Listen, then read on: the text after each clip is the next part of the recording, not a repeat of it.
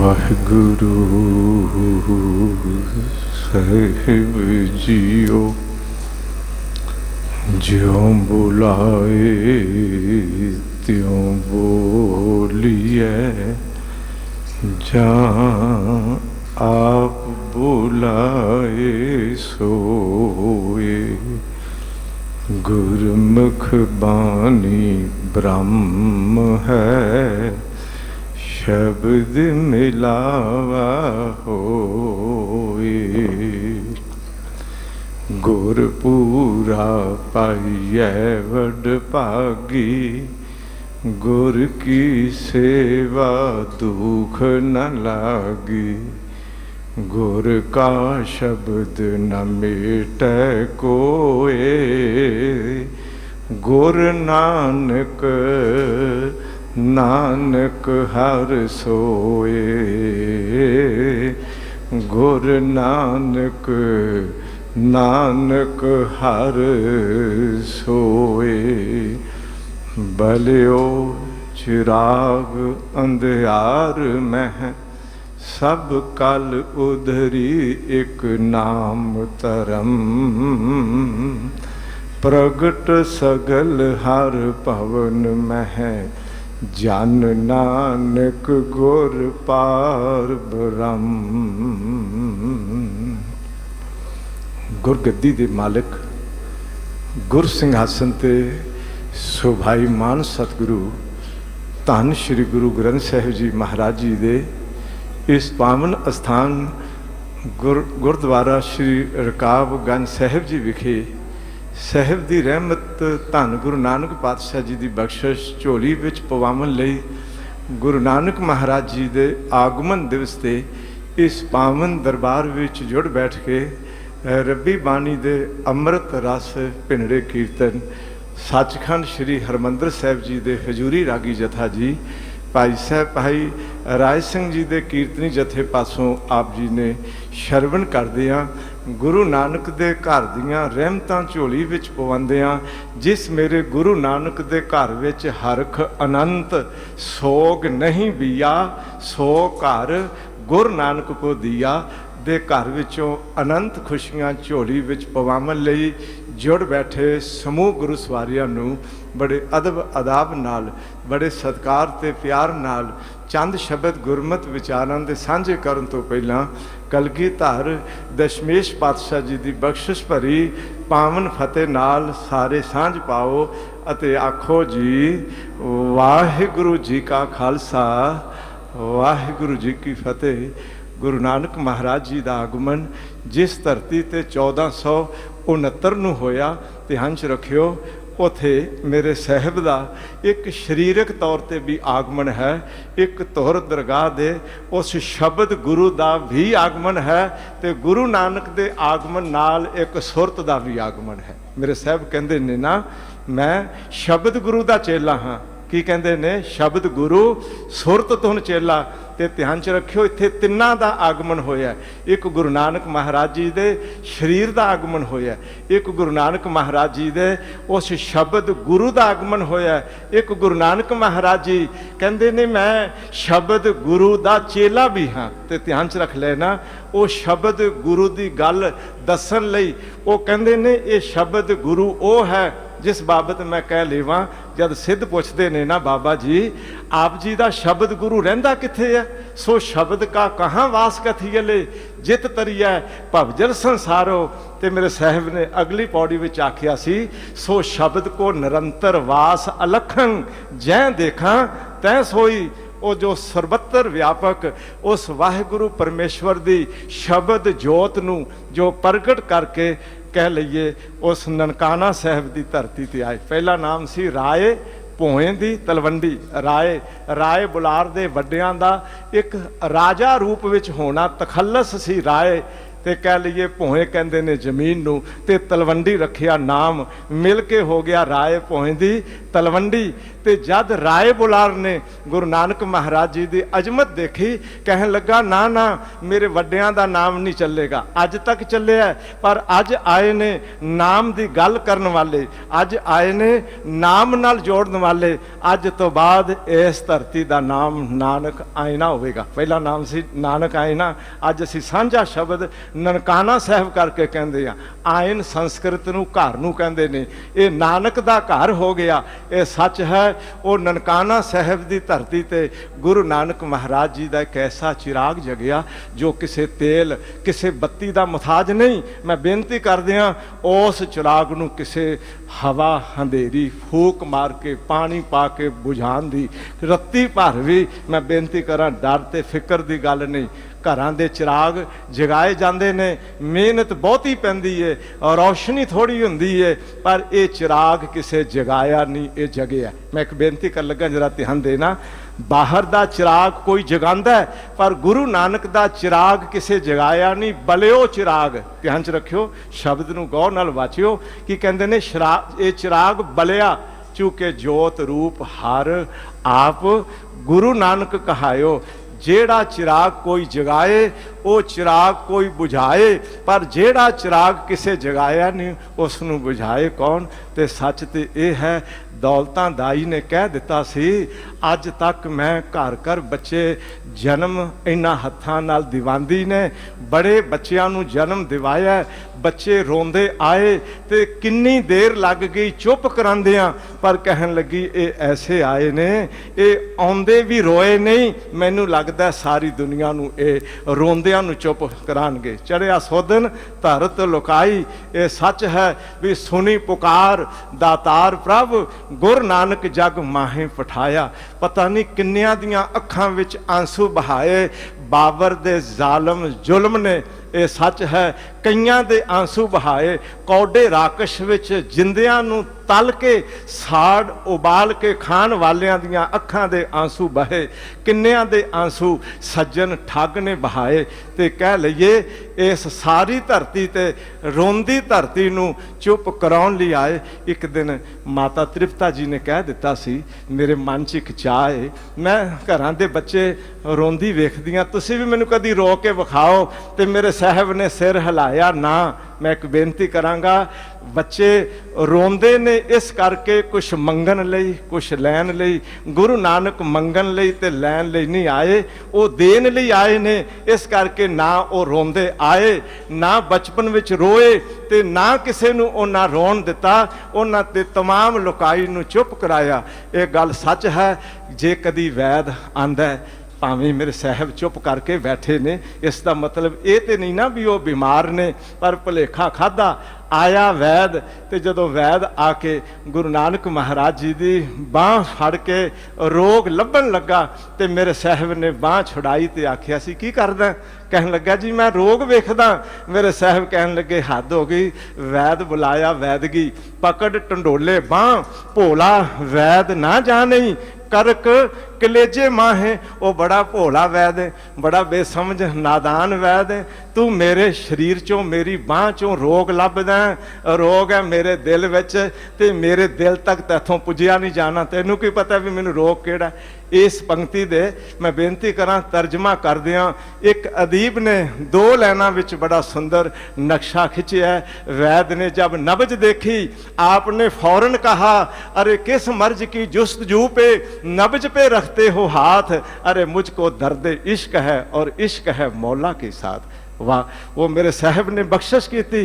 उस वैद नूं समझाया। वो वैद रोग दा निदान सिख भी रोग पैदा कित्थों हुंदा है। खसम विसार कीए रस भोग। अगर रब नूं भुला के दुनिया के भोगां विच मस्त हो जावांगे, ये गल सच है। रब नूं भुला के बंदा जो खाएगा पता नहीं की खाएगा। रब नूं भुला के जदों खाएगा तो ज़्यादा खाएगा। वो जिहड़े रब नूं भुला के खाधे भोग वो तन दा भी रोग बनते ने। मैं बेनती करा, रब भुलिया होवे ते मन भी रोगी हो जाता। खसम विसार किए रस भोग, ता तन उठ खलोए रोग। मन अंधे को मिले सजाए, वैद ना भोले दारू लाए। मेरे साहब वैद नूं इलाज करन दा तरीका दसदे ने। मेरे साहब नमाजियां नाल मैं बेनती करां, मसीत विच जांदे ने। मेरे गुरु नानक लखां नमाजियां नाल नमाज पढ़ सकदे ने, बशर्ते कि किसी नूं नमाज पढ़नी ते आउंदी होवे ना। मेरे साहब ने आखिया सी तुसी मसीते आउंदे हो नमाज पढ़न लई कि घोड़ियां दी राखी करन दे लई? जे घोड़ियां दे वछेरियां दी राखी करनी होवे ते जे घोड़े खरीदने होण, काबल जाओ, घर बैठ के घोड़ी दी वछेरी दी राखी करो। मसीत आके घोड़े दी वछेरियां दी राखी करी दी। ये गल सच है।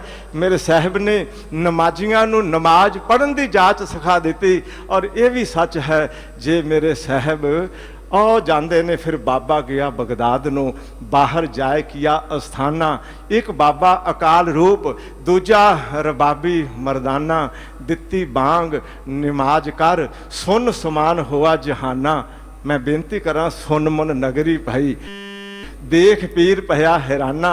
वेख्या ध्यान लगाए कर एक फकीर, वड्डा मस्ताना। पुछया फिर के दस्तगीर, कौन फकीर किसका करहाना? नानक काल विच आया रब फकीर, इको पहचाना। धरत आकाश चहूं दिस जाना। जे बाबा जी गए ने ना बगदाद, उत्थे कीर्तन कीता, पीर दस्तगीर औखा होया। शरा विच राग ते हराम है। ये कौन आ गया? पत्थर मार मार मार दिओ। आए ने इसके शगिरद, हत्थां विच फड़े ने पत्थर। मैं बेनती करा दित्ती बांग नमाज कर। इस्लाम धर्म विच नमाज पढ़ के बांग नहीं दिती जाती, बांग पढ़ के फिर बांग दे के फिर नमाज पढ़ी जाती है। पर इत्थे की कीता ने? दित्ती बांग नमाज कर।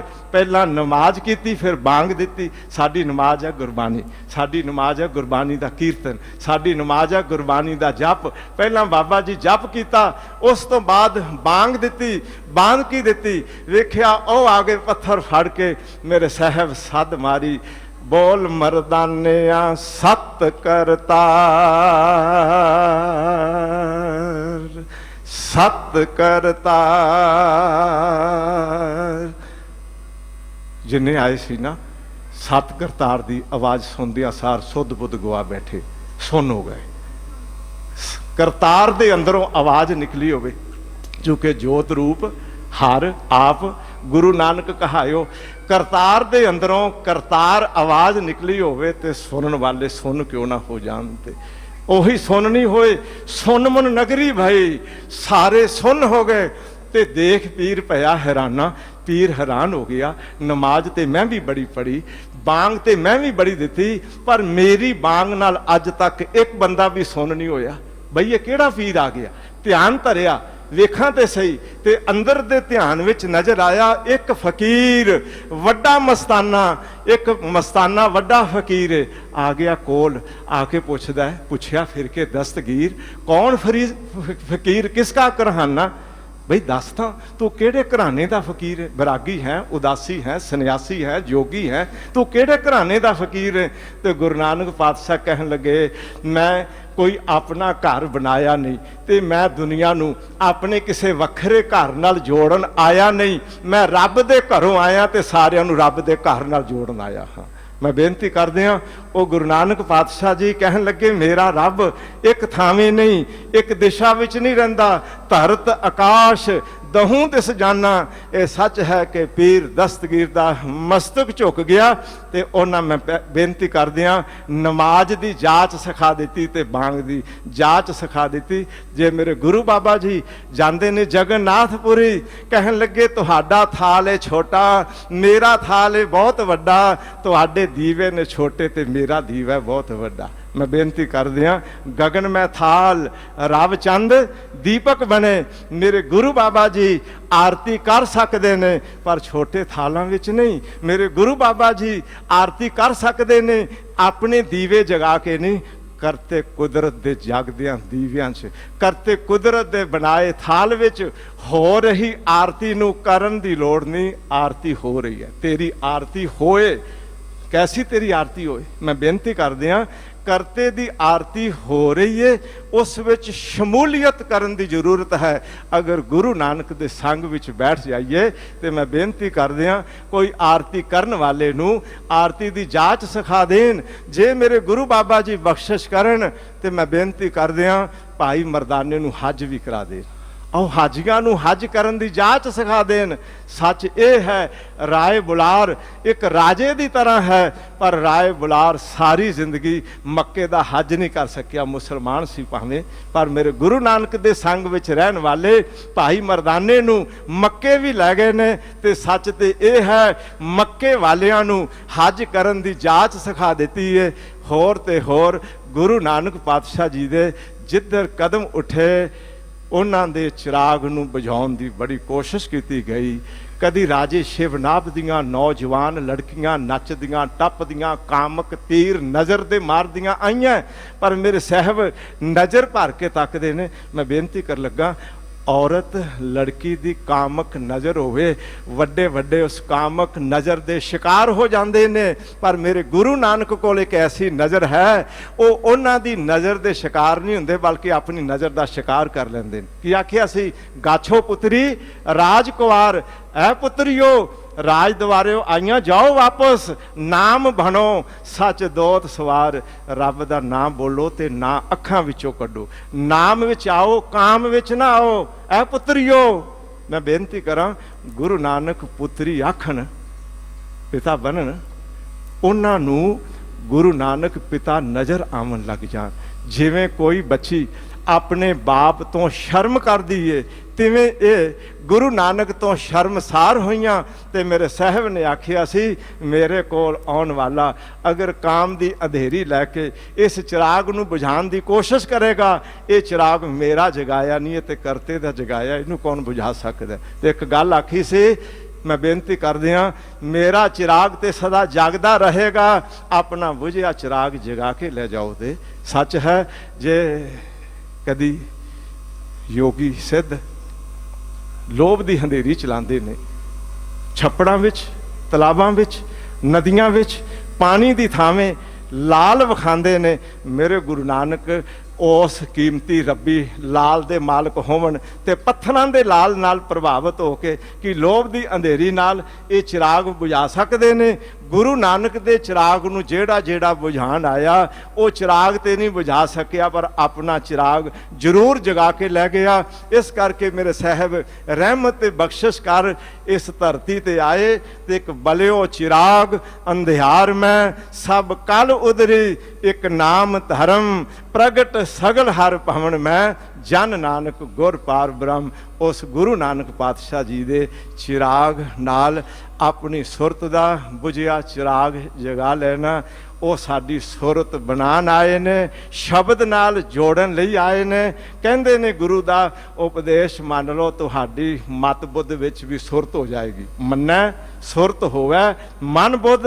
ਉਹ ਮੇਰੇ ਐਸੇ ਸਾਹਿਬ ਗੁਰੂ ਨਾਨਕ ਮਹਾਰਾਜ ਜੀ ਦੇ ਆਗਮਨ ਪੁਰਬ ਦੀਆਂ ਸਾਰੀਆਂ ਸੰਗਤਾਂ ਨੂੰ ਹਾਰਦਿਕ ਤੌਰ ਤੇ ਬਹੁਤ ਬਹੁਤ ਵਧਾਈਆਂ। ਮੈਂ ਅਦਬ ਸਤਿਕਾਰ ਸਹਿਤ ਗੁਰੂ ਨਾਨਕ ਮਹਾਰਾਜ ਜੀ ਦੇ ਪਾਵਨ ਚਰਨਾਂ ਵਿੱਚ ਨਮਸਕਾਰ ਕਰਦੇ ਹਾਂ। ਇੱਕੋ ਅਰਦਾਸ ਕਰਦਾ, ਪਾਤਸ਼ਾਹ ਰਹਿਮਤ ਕਰੋ, ਆਪਣੇ ਘਰ ਦੀਆਂ ਨਾਮ ਦੀਆਂ ਬਰਕਤ ਦੀਆਂ ਖੁਸ਼ੀਆਂ ਸਾਡੇ ਸਾਰਿਆਂ ਦੀ ਝੋਲੀ ਵਿੱਚ ਪਾਓ ਤੇ ਸਾਰਿਆਂ ਦੇ ਸ਼ੋਗ, ਚੂँकि ਆਪਦੇ ਘਰ ਵਿੱਚ ਰਹਿਣ ਵਾਲੇ ਨੂੰ ਕੋਈ ਸ਼ੋਗ ਨਹੀਂ ਵਿਆਪ ਸਕਦਾ। ਹਰਖ ਅਨੰਤ ਸੋਗ ਨਹੀਂ ਬੀਆ, ਸੋ ਘਰ ਗੁਰ ਨਾਨਕ ਕੋ ਦੀਆ। ਉਸ ਘਰ ਦੇ ਵਾਸੀ ਬਣ ਸਕੀਏ। ਉਹ ਸ਼ਬਦ ਗੁਰੂ ਦੇ ਲੜ ਲਾ ਗਏ। ਉਹਨਾਂ ਦਾ ਜੋ ਸ਼ਬਦ ਗੁਰੂ ਸੀ, ਸਾਡਾ ਵੀ ਸ਼ਬਦ ਗੁਰੂ ਹੈ। ਅਸੀਂ ਉਹ ਸ਼ਬਦ ਗੁਰੂ ਦੇ ਲੜ ਲਾ ਕੇ ਆਪਣਾ ਆਪਣਾ ਜੀਵਨ ਸਵਾਰੀਏ ਤੇ ਲੋਕ ਪਰਲੋਕ ਸੁਹੇਲਾ ਕਰੀਏ। ਅੱਜ ਅਸੀਂ ਸਾਰੇ ਬੜੀ ਸ਼ਾਨੋ ਸ਼ੌਕਤ ਵਿੱਚ ਸਿਰ ਉੱਚਾ ਕਰਕੇ ਬੈਠੇ ਹਾਂ ਕਿ ਗੁਰੂ ਨਾਨਕ ਦੇ ਸਿੱਖ ਹਾਂ। ਮੈਂ ਇੱਕ ਬੇਨਤੀ ਕਰਾਂਗਾ, 1 ਮਿੰਟ ਲੈ ਕੇ ਖਿਮਾ ਮੰਗਾ। ਮੇਰੇ ਸਰ ਕੋ ਰੁਤਬਾ, मेरे सर को रुतबा तेरे दर से मिला है, यूं तो ये सर भी तेरे दर से मिला है। औरों को जो मिला होगा मुकद्दर से मिला होगा, मुझे तो मुकद्दर भी तेरे दर से ही मिला है। मेरे साहब के चरणों में कोटान कोट नमस्कार करदियां अपनियां भुल्लां दी खिमा मंगदा। दिल्ली सिख गुरुद्वारा प्रबंधक कमेटी के बड़े वड्डे उपराले ने इस वक्त दुनिया भर में गुरु नानक महाराज जी के आगमन पुरब के इस समागम नूं संगतां देख रही सुन रही, जो कि PTC चैनल ते चढ़दी कला टाइम TV राही मेरे साहब की रहमत बने। इस तरह दिल्ली सिख गुरुद्वारा प्रबंधक कमेटी गुरु के शब्द का प्रचार चाह उत्साह ते उमा ते चढ़दी कला सहत सदा करते रहन ते सतगुरु इन्हां दे सीस ते मेहर भरिया हथ रखन। आप सारिया संगतां ते सतगुरु मेहर भरिया हथ रखन जी। दासरे दियां भुल्लां दी खिमा करदियां आवाज़ देने लगा हूँ, बड़े नाज के साथ आप आवाज़ मिलाओ, मेरी आवाज़ के साथ गज के आखो जी वाहिगुरु जी का खालसा वाहिगुरु जी।